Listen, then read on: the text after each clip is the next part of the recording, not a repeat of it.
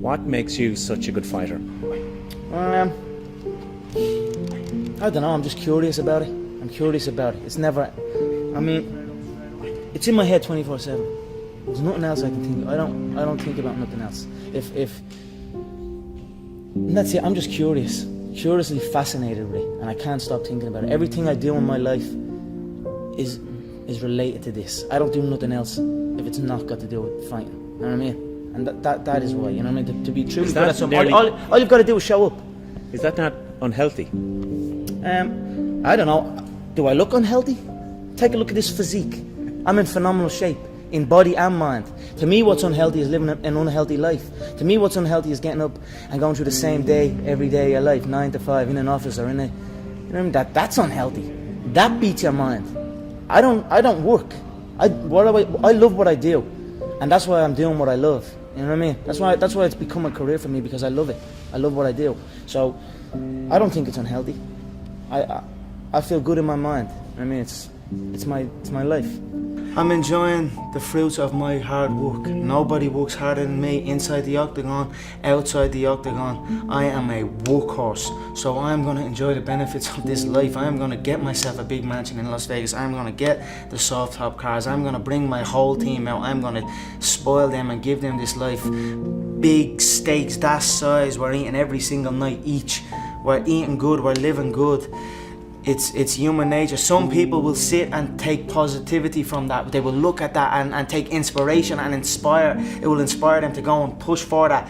Others will shell up and critique it and be negative towards it. But one thing is for sure, those people will stay where they are. The people who take inspiration from it will rise up and also one day experience that life. So this is human nature. Some go one way, some go the other way. But I am enjoying my money, my hard-earned money that I have dedicated my life to.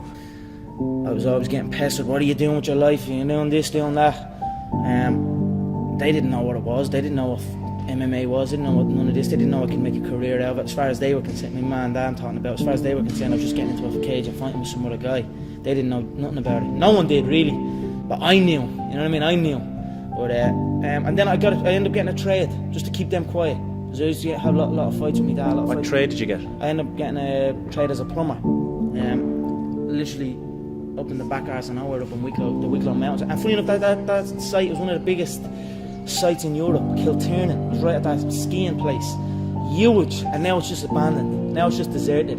So I used to go up there 5 o'clock in the morning. I was on that M50. I used to have to walk to the N4, about half an hour from my house, wait for some Limerick guy that I didn't even know. He'd drive on the M4 and I'd have to flag him down. Nightmare, yeah. 2 hours down on the M50, 2 hours back. Literally 14-hour days, and I was the first year, so I had to go and do everything. I had to go to the shop. I had to go and get this and get that. So I always had trouble with that, and I was like, this isn't for me. This is not for me. How long did you last? I lasted 18 months doing it. But it was tough, you know. It wasn't the life for me, you know what I mean. And then John said, because I was training with John as well at the time, and then John got in touch and says, I have a show. I'm running a show. I'd like to fight on it. And then that was it. I just packed it in, didn't show up.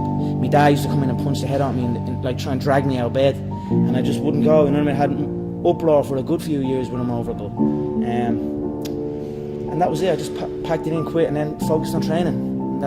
And I knew what was going to happen. I knew I was going to get here. They didn't. There's a lot of stressful years. You know what I mean? A lot of tough times. But I proved them wrong. I proved myself right.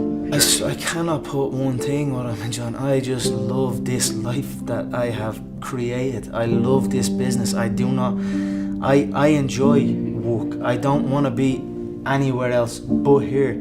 So every day I am enjoying myself. I wake up every day, I pinch myself. You want to see the room I'm sleeping in, you want to see the bed I'm sleeping in, you want to see the home that I am living in. There's an elevator in the home. So I'm on the 3rd floor and I go out, click the button, and it goes from the 3rd floor to the 1st floor. I open up the elevator and I go and eat some breakfast, and then we go stretch out in the sun, and we have a big pool, a jacuzzi.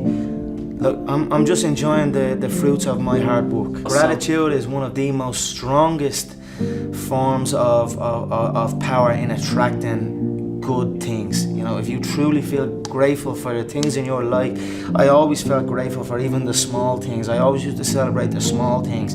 Now I might be celebrating the bigger things, but I always celebrate every little good thing that would happen to me in my life. Even before I had any kind of money or any of that, I would celebrate and I would feel grateful for it, and it just gave me more. And this is exactly the same thing that's happening right now. I still remain grateful, and more comes. If somebody said to you, you'll have or you'll be as successful as you are now, what would you had said back then? I believe you. That's what I would have said. Because I did believe. Yeah, I believed in it. I had very few people who told me that. I had a small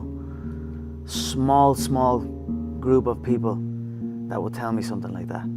Other than that, it was just me telling myself. Yep. So if someone came up to me and told me that all the way back then, I'd say, you're damn right.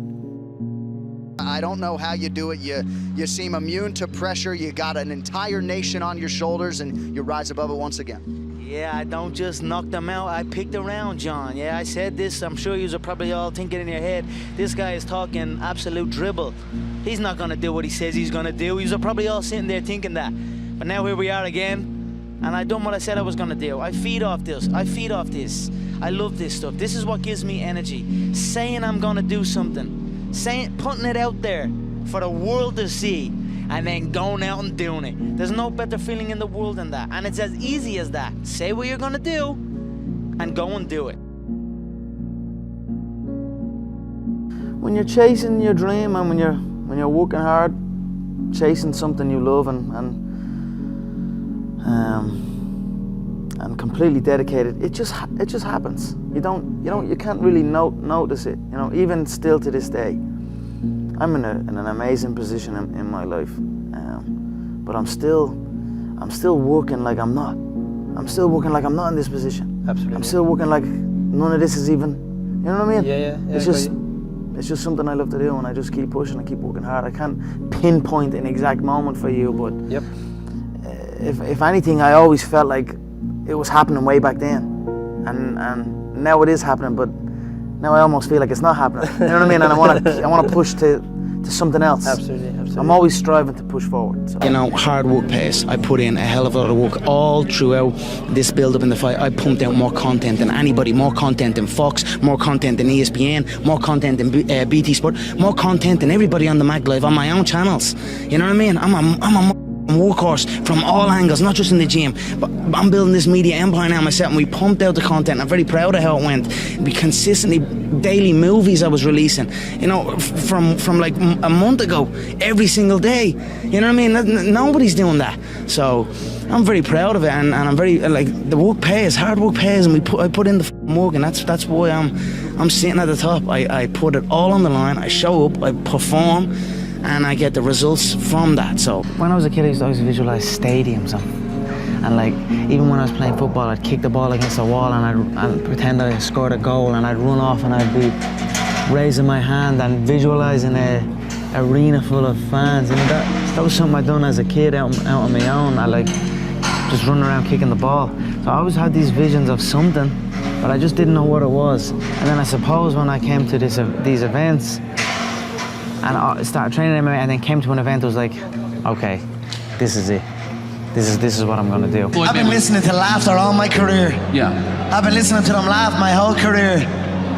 They've been laughing. What, an Irishman win a Cage Warriors world title? Hell no. You serious? An Irishman? An Irishman win a fight in the UFC? Hell no. Laughs all around. Okay, you gotta win. Now he wants to win a world title? Hell no, he's all talk, he's all hype, he's a joke.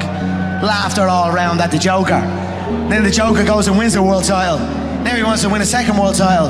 More laughter. Listen, I don't know, the sound of laughter and the sound of doubt motivates me. So I'm enjoying that. I seek that. I don't feel no doubt or I don't feel that going to fighting any of these other UFC bums right now. They need to rise up. Right now they're down there. I've got this situation where people are truly doubting me, like they doubted me at the very, very beginning. And that's motivating for me. That's what's going to drive me to the gym when I need to go to the gym.